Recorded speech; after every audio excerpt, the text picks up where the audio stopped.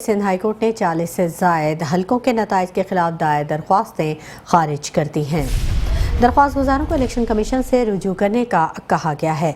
हलकों के नताइज के खिलाफ 35 दरख्वास्तें PTI के आज़ाद अरकान, 5 दरख्वास्तें जमात इस्लामी की जानिब से जमा करवाई गई हैं। तमाम हलकों से MKM के उम्मीदवार कामयाब हुए थे। अदालत ने इलेक्शन कमीशन को हिदायत दी कि 22 फरवरी तक तमाम दरख्वास्तों पर फैसला करें। सिंध हाई कोर्ट ने 40 से जायद हलकों के नताइज के खिलाफ दायर दरख्वास्तों को खारिज कर दिया है और दरख्वास्त गुजारों को इलेक्शन कमीशन से रुजू करने की हिदायत भी जारी कर दी गई हैं। हलकों के नताइज के खिलाफ 35 दरख्वास्तें PTI के आज़ाद अरकान ने दायर की थी, जबकि 5 दरख्वास्तें जमात इस्लामी की जानिब से जमा करवाई गई थी।